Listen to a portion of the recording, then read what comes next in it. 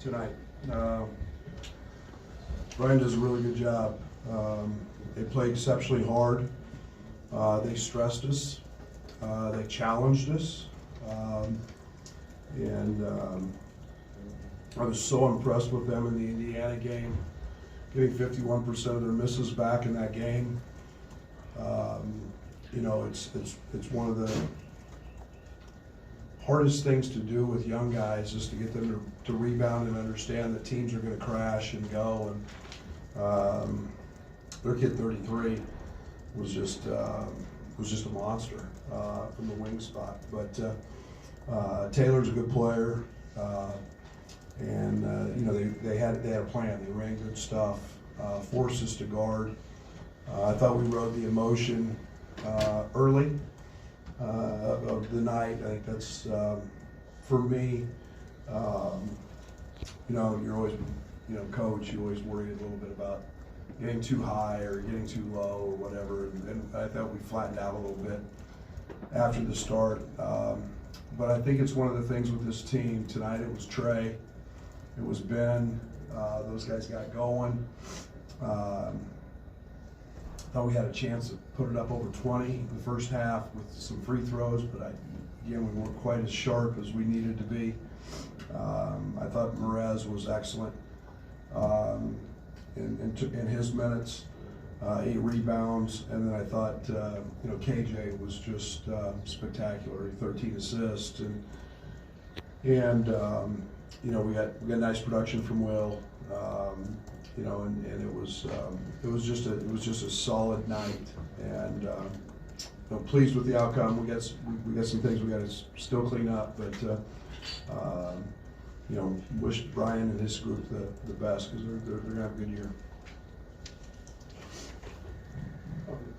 You mentioned KJ, you know, all on the triple double on just 3 shots. I mean, what does he do? How does he control the game so well? Yeah, he's mature. He's smart. He's plays to win.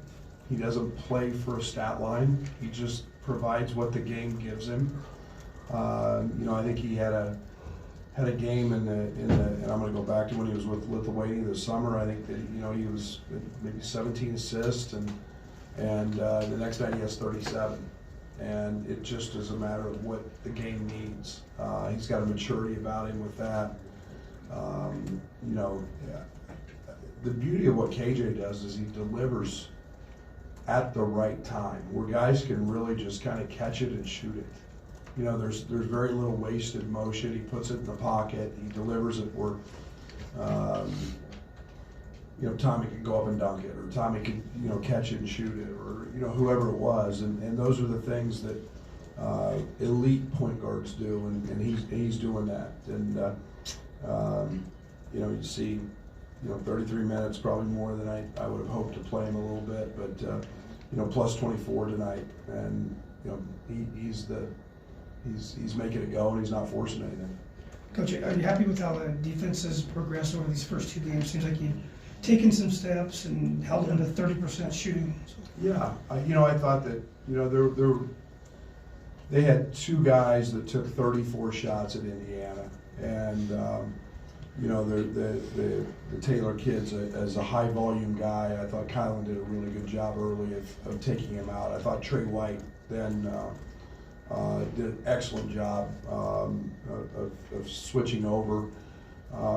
You know, their front court guys aren't real low post scorers, so it allowed us to help and do some things. But we're making progress. You know, I was disappointed tonight in our defensive rebounding. And I was a little disappointed in our ability to track down a few loose balls. And then we fumbled, I don't know, 5, 6 balls that I thought were in our hands on rebounds, and we just kind of, you know, we didn't secure them. But we are making progress.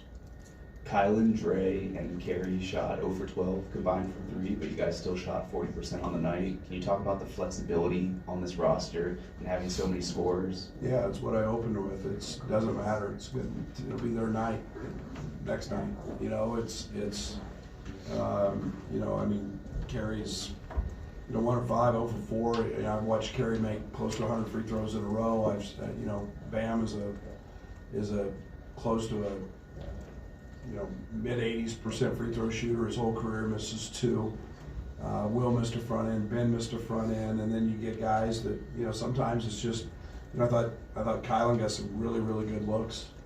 They didn't go down, but, he didn't force it. Again, other guys, I think we had 38 attempts tonight, and we're going to take them when they're there, and we got a bunch of guys who can make them. Coach, in the offseason, you said that this team could have a higher ceiling than last year's team. Do you still feel that way after 2 games? And second, what was it like being able to honor, last year's team in the Elite Eight? Yeah, nothing that's gone 2 games is going to change the way I feel about where this group can go, because I think we can really grow. I think that it was fun today to sit and text guys that are still playing, letting them know we were thinking about them, letting them know that there's a pretty special event happening, and that they're always going to be remembered, and it's one of the things that I in looking back, and this is year 8, it's one of the things that you're so happy for the fans, you're so happy for the Orange Crush, the students, the people that help make it, and so many players, so many sacrifices that take place, but it's not me, and it's everybody that takes part in this, and to me, this is home. This is what this should be, and it's a place where guys can come back and they can look out there and say, that was me, and they can look down on their hand and say, man, I was a part of something that was really pretty cool. And to go through life, not everybody can do that, and this place is really special that way. And so tonight was something I talked a lot about with the new guys. This is why you came here, is to have moments like this. And so I thank our fans, I thank our administration, everybody for making that happen. Coach, you spoke about the effectiveness of Perez tonight and his minutes that he had out there. I just wanted to get your thoughts on just Perez as a communicator. He seems like he's always talking on defense. Yeah, he got one of the best compliments from an NBA guy who had him on their board just because he thought he was the best communicator in the United States, in the country. And that's a big deal. And people have no idea how important communication is. In every play that Perez is involved in, his guy's probably setting a ball screen, so he's got to talk. And he's got to do it early, he's got to recognize it early, and it's a great attribute to have. It just makes everybody's life easy when you do it. Brad, back to KJ over here. 20 assists through 2 games, only 5 turnovers. It doesn't seem like he's trying to intentionally do anything spectacular, and almost is kind of under control. Is there a line that you'd like for him to walk, or is this just kind of a normal deal for him? I'm pretty good with what he's doing. I'm pretty good with what he's doing. There's going to be a night when he's going to have 25 or 30, and I thought the other night against Eastern, they blitzed him. Just didn't let me get it out of my hands, and there's hockey assists that he doesn't get credit for, and that's just what lead guards do. That's what and he just doesn't force anything. He wants to know. He's already to the point where in timeouts we're asking him, what do you like, what do you see? Great maturity, great vision with all of that, and understanding what the defense is and the matchups are. Brad, I think you said the other day you wouldn't mind if this team shot 53s, 39% clip. Brian speaks to that. When did you know? Was it built this way, or when did you guys really want to lean into shooting this high a percentage of 3-pointers? Yeah, I think that we were very intentional in our recruiting, positional size and 3-point shooting. We didn't want to put people out here who couldn't shoot, and that opens the paint. It opens, we're not posting very, very little. But again, it's, if you can get 3 instead of 2, and you get quality guys doing it, it's to your advantage. And we're not going to take down 2s, but I think shot selection is unbelievable tool towards winning games. And I think we're taking the right shots. I think that we'll continue to take them. And we got, like I said, I think we had a couple guys off tonight. We had a couple guys that weren't. So I think it's going to be advantageous for this group. On the shot selection front, you mentioned Monday about maybe the shooting game that you guys do that puts value on better shots. Where did that sort of evolve from? That's Zach and Tyler and Patrick Bill. All three of those guys came up with something that they either stole it from somebody in the NBA or they created it. But it's a scoring system we play. We don't play 3s and 2s when we play. It's all the shot selection game when we scrimmage and practice. And again, it's just to bring awareness that there's no value in contested 2s outside the paint, and there's value on layups, dunks, and 3s. And so our guys are starting to pay attention to that, and it's something that we'll see as we keep ramping up here what that looks like. Good. Really high assist rate tonight. A lot of that's KJ, obviously, but not to harp too much on last year. But how does having multiple ball handlers change things for you as far as the offensive approach? Yeah, it's just about the opposite of what we did last year.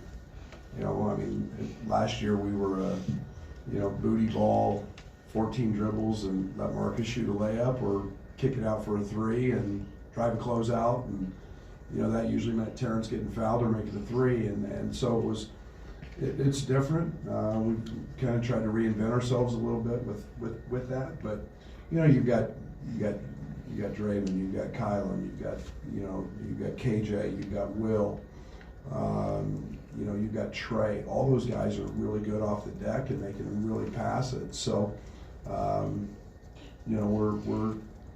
we're not we're trying to spread it out a little bit, but I like those assist totals.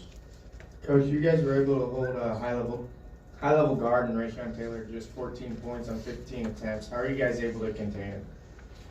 Yeah, it was a concentrated effort. I thought Colin did a really good job early, and making his attempts hard. We've talked a lot about not getting screened. They do a tremendous amount of screening for him. They get to a lot of open side pick and rolls with him.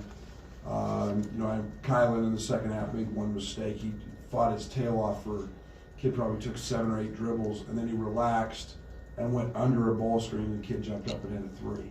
I thought for the most part our intent was really solid in that area, and we were pretty dialed in with multiple guys doing it. Go back to shot selection. It feels like Will's maybe the only guy you're letting shoot mid-range jumpers. Is there something behind that? Does he just hit more of them? Yeah, he's good at them. It's what he does at a really high clip, and it's a strength of his. Brad, Ben is 7-14 from 3 to start this year. Just how does he fit with all these playmakers, scorers you have? What is his impact on your offense? Yeah, I need to get him more. He's a guy that I always call him gravity guys. He's going to pull defenders, which is going to open the court up. He's a versatile guy because he can really play 3, 4, 5. And I think there'll be some times you'll see him play some small ball 5 based on matchups, just to free him, just to get some clean looks. He can shoot off the move, which I really like. I mean, we ran a pin down for him. He can jump up and shoot it. As he's running into things, he's a terrific shooter. He's got great range. That creates space. I wouldn't be, I'm hopeful he can continue to be, a 40% plus 3-point shooter, and we just got to get him more shots. You guys have Little Rock coming in here later. You played Eastern Illinois earlier, SIUE today, all out of the OVC. What do you see out of that conference, and in particular SIUE? Yeah, and it was kind of by coincidence that it happened that way, but I think Little Rock lost to Moorhead in the finals, Derek, if I'm not mistaken. I think in the conference tournament. It's been a good league for a long time, and just the coincidence we played Eastern for 3 straight years, and excited to play at in-state school in SIUE. Gotten to know Brian, have a tremendous amount of respect for the job he's doing. They've got a nice team. I got to think right there, they'll be right there, and obviously Little Rock's got a ton back. So there'll be a different challenge, and we saw Moorhead last year in the tournament, who gave us everything we wanted. So it's a really, really good, low to mid-level league, and a lot of really good coaches. You talked about Ben being a small ball 5. You went to that smaller lineup at the end with Riley and Ben being the bigs. What did you see from that, and how much more of that are we going to see down the stretch? Be matchup based, and again, that was something we have spent very little time working on 5-way switching. We've done it only with Merez, so we put Merez in there to do that, and get that on film, get that out there that we do it. And to work on it. So, lineup based, depending on what teams do and mismatches. Last one here, Scott. Just 5 turnovers tonight. Just what have you maybe thought about ball security through the first week? It's been better than it was in the exhibitions. I think that you're not successful if you turn the ball over. It was a jailbreak at Ole Miss, and that one we just gave them live ball turnovers and threw it to them and kicked it out of bounds, and I thought we played less chaotic in these first 2 games than we did maybe even in our exhibitions. A little more balanced structure, getting the pieces set and playing in a rhythm, and that's been coaching practice. Discipline. Other than the first 2 minutes tonight in the second half, I thought we've been pretty good. Okay. Thank you.